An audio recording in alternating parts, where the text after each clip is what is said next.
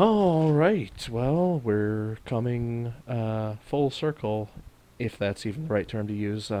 Since I beat Final Zone 2 on TurboGrafx CD, I now beat Final Zone 1 on Genesis. I guess this seems to be the only system that it's on, or am I stupid? Let's look this up on Wikipedia. Sega Genesis Sharp X68000. Well, here it is on the Genesis, and yeah, this is just another one of those throwaway games that my OCD tells me that I need to play through and beat it because you beat one in the series, might as well beat them both, or, I'm not sure if there's a Final Zone 3 or anything or whatever, but, who really knows? I don't even know if we're even in this world anymore because, Trump is president again, and I gotta tell you, I'm so happily elated. I can barely believe it. As I said.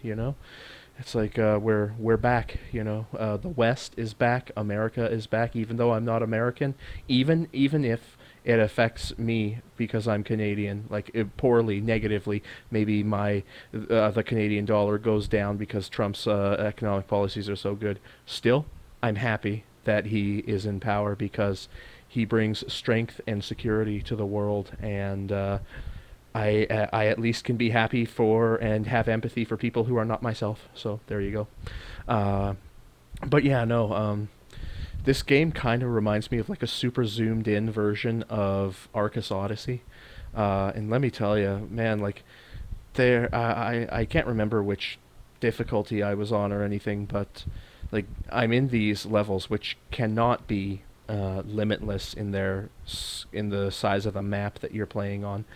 And my God, like even as short as it took, like I was just wandering around aimlessly, desperately trying to find uh, enemy sprites to attack. Right, like they were just nowhere to be found a lot of the time, and I had to actively seek them out. And I didn't know, or I didn't see any kind of like radar system, or maybe there was, and I just kind of ignored it. But or I just wasn't aware of it. But and the fact that it didn't have a turbo function for the shooting key. I mean, if you're going to have essentially infinite ammunition, then you need to have, or even if the ammunition is finite, then I would say that you would need to have a turbo function, because like just slapping your thumb against the buttons, it's so tiring and just so unintuitive, right? And secondly, man, this definitely is a Genesis game. You can tell by the lack of color in the game.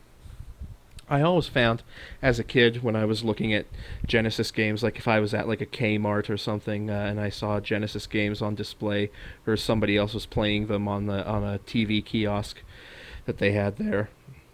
I was looking at them. It's like, my God, they're so drab and dreary.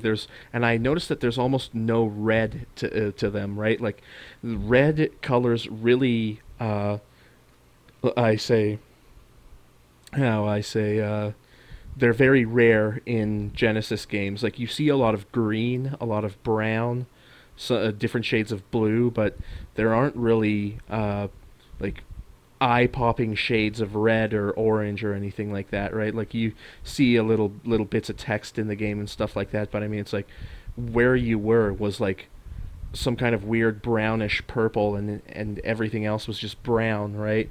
I mean, it's like the reds that you see in this game, right? Like as you see now, like they're so washed out, or they're like off tinge, or things like that, right? It just doesn't make well.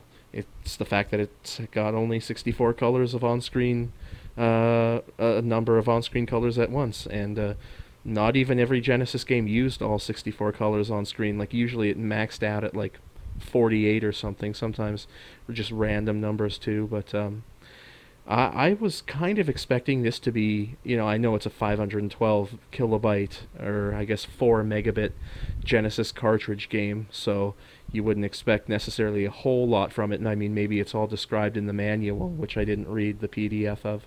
But because as far as I'm concerned, the game should stand on its own. I mean, story in the PDF, in the manual, whether physical or PDF, is fine.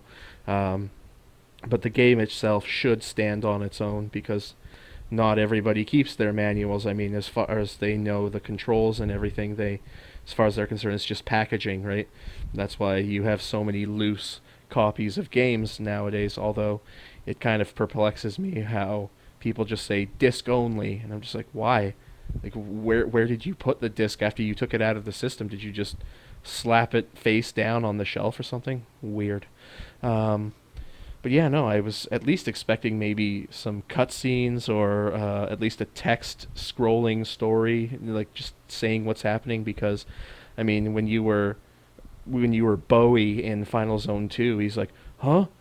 I thought you died in the first Final Zone," and I'm just like, "Well, I didn't see anybody fitting that description, and I didn't see even Bowie here. There were no names of the characters and everything. Like this is the only cutscene, right? And I mean, it's part of the credits too.